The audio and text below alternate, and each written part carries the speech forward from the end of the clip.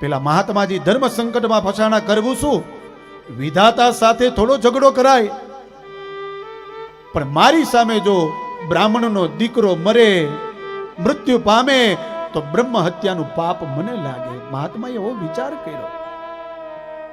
જોલીમાંથી એક ફળ કાઢ્યું, અભિમંત્રિત કરી આત્મદેવને આપ્યું, ને આત્મદેવને કહ્યું કે આ તમારા પત્નીને ખવડાવી દેજો, થોડા નિયમો છે એનું પાલન કરવાનું કહેજો. તમારે ત્યાં એક પુત્રનો જન્મ થશે, આવું કહ્યું.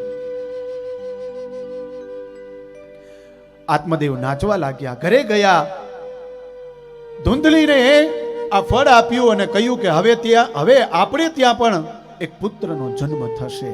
આ ફળ તું ખાઈશ ને, તું આપણા આંગણામાં પણ બાળક રમશે, પણ આ ફળ તારે ખાવાનું છે. થોડી વાર તો ધૂંધલી રાજી થઈ. આ કોઈ આત્મદેવની ને ધૂંધલીની વાત નથી, આ મારી ને તમારી વાત છે. આત્માનો અર્થ થાય આ શરીરની અંદર રહેલો આત્મા, સૌ પરમાત્મા. આ શરીરમાંથી આત્મા નીકળી જાય પછી આ શરીર છે એ નકામું થઈ જાય, પછી આ શરીરનો કોઈ મતલબ જ નથી. તો એ આત્મા, સૌ પરમાત્મા, એ આત્મદેવની વાત કરે છે. અને આ આત્માનું કનેક્શન કેના સાથે છે? તો કે આ પરમાત્મા સાથે છે. અને પેલી ધૂંધલી છે ને, એ ધૂંધલી એટલે કે બુદ્ધિ.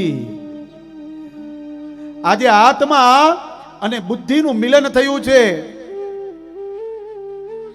આત્મા સારા રસ્તે લઈ જાય, ધૂંધલી ખરાબ રસ્તે, બુદ્ધિ ખરાબ રસ્તે લઈ જાય. સારા ભેગા તમે બેસો તો સારા વિચાર આવે, એ જ વ્યક્તિ જો ખરાબ વ્યક્તિ સાથે બેસે, ખરાબ વિચાર આવે. આ બુદ્ધિ છે, કઈ દિશામાં લઈ જાવી એ આત્મા નક્કી કરે છે.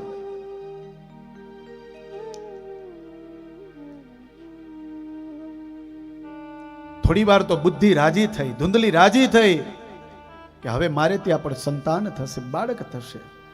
પણ પછી આત્મદેવે કહ્યું ને કે તમારે થોડા નિયમના પાલન કરવાના છે. કયા નિયમ છે? ઇદમ ભક્ષય પત્ન્યત્વં તત પુત્રો ભવિષ્યતિ સત્યં શૌચં દયાદાનં એક ભક્તં તુ ભોજનમ. થોડા નિયમ છે એનું પાલન કરવાનું. પહેલું નિયમ એ છે કે હે ધૂંધલી, સત્યનું પાલન કરવાનું, સાચું બોલવાનું, ખોટું બોલવાનું નહીં. આ પહેલો નિયમ. આ પહેલો જ નિયમ કીધો. ધૂંધલી કે હું આખા દિવસમાં 100 વાર ખોટું બોલું, આ આપણાથી થશે નહીં. આ બુદ્ધિના વિચાર. સત્યં શોચં દયાદાનમ એક ભક્તં તુ ભોજનમ. બીજું શોચમ, પવિત્રતા રાખવાની. માણસ નાહી ધોઈને સારા વસ્ત્ર પહેરીને પવિત્ર હોય, પણ એના મનમાં ખરાબ વિચાર ચાલતા હોય ને કે આજે તો આનું મારે કરી નાખવાનું છે, આજે તો આના પાસેથી મારે લઈ લેવાનું છે, તો એ માણસ પવિત્ર નથી સાહેબ, એ અપવિત્ર જ છે.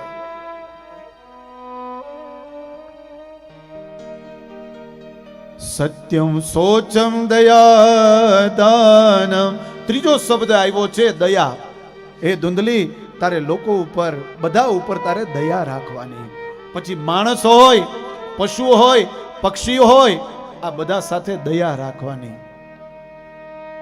ધૂંધલી મનમાં વિચાર કરે, આજ સુધી કોઈ ઉપર દયા રાખી નથી, મનથી પવિત્ર રહી નથી. આ બધા નિયમ મારાથી પાલન ન થાય. અને મોટામાં મોટો નિયમ, આખા દિવસમાં એક ટાઈમ જ ભોજન કરવાનું. ધૂંધલી કહે બધું કરી શકું પણ ભૂખી ન રહી શકું. પણ હવે આ ફળ મારા પતિદેવ લાવ્યા છે, ખાઈશ નહીં તો શું થશે? ફળ તો ખાવું જ પડશે. એ બુદ્ધિ મનનું ચિંતન કરે જ રાખે છે.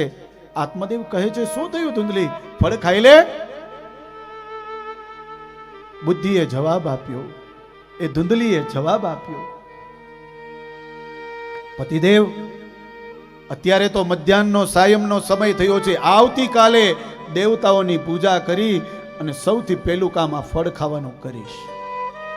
પહેલે ભગવાનની પૂજા અને પછી ફળ ખાઈશ. એટલે ભગવાન આપણે ત્યાં એક બાળકનો જન્મ કરશે, એક બાળકનું સુખ આપશે, સંતાનનું સુખ આપશે. આત્મદેવ રાજી થયા. ઠીક છે, પણ કાલે ભૂલતી નહીં. બોલે ઠીક છે. આત્મદેવ આમ ગયા અને આ બાજુ ધુંધલીની બેન આવી.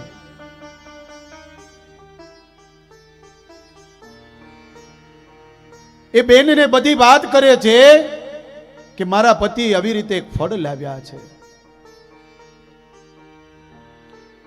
આ ફળ ખાવાથી મારે ત્યાં સંતાન થશે.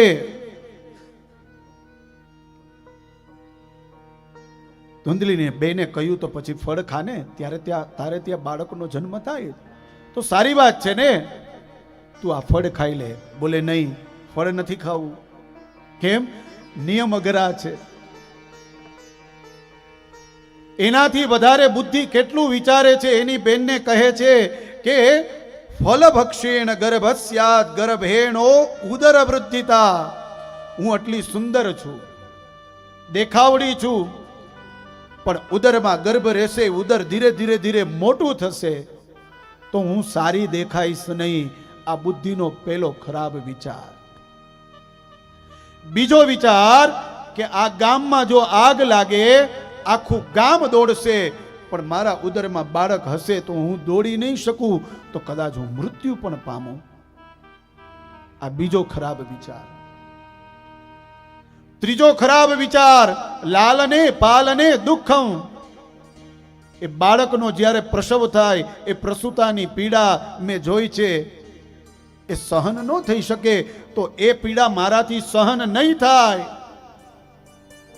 અને કદાચ પ્રસવ થઈ ગયો અને બાળક આવ્યું તો લાલને પાલને દુઃખમ. એ બાળકને મોટો કરવો, એને ભેગો ભેગો રાખવો, આ આપણાથી થાય નહીં.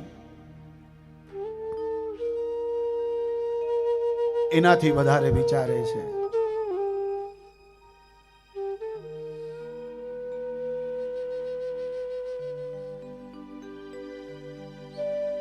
કે મારા ઉદરમાં બાળક રહેશે, મારા પતિ એની બેનને બોલાવશે. આમાં ભાગવતજીમાં લખ્યું છે, મંદાયામ મયી સર્વસ્વમ નનાંદા સંહરે તદા. મારી નણંદ ઘરે આવશે, મારી જે જે ગમતી વસ્તુ છે એ બધી લઈ જશે. આ બુદ્ધિ હવા વિચાર કરે છે.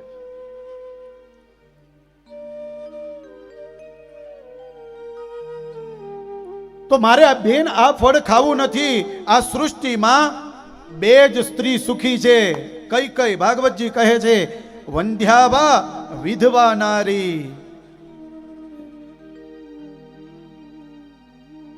એક સ્ત્રી જેને ત્યાં સંતાન નથી એ સુખી છે, અને બીજી સ્ત્રી જે વિધવા છે એ સુખી છે. આ બુદ્ધિના ખરાબ વિચાર છે. પણ બેન, જો હું આ ફળ નહીં ખાવ તો મારે ત્યાં બાળક નહીં થાય, હવે આનો રસ્તો કાઢ. તો ધુંધલીની બેન પણ ધુંધલી જેવી જ હોય ને, એને કહ્યું તું ચિંતા ન કર, તું આટલી ધનવાળી છો, તારા પાસે ઘણું બધું ધન છે, હું ખૂબ ગરીબ છું, મારે પાસે ધન નથી. એક રસ્તો બતાવું, તારે ત્યાં સંતાન નથી, મારે ત્યાં 4 સંતાન છે, અને 5મું બાળક ઉદરસ્થ છે. જો તું મને દ્રવ્ય આપ, હું તને મારું બાળક આપી દઈશ. એટલા દિવસ તું થોડું નાટક કર તારા પતિની સામે. તે ફળ ખાઈ લીધું છે એવું કહી દે, થોડું નાટક કર. ધુંધલીને આ વિચાર મગજમાં બેઠો અને કહે, ઠીક છે, આ બરોબર છે, આપણે આ જ કરીએ.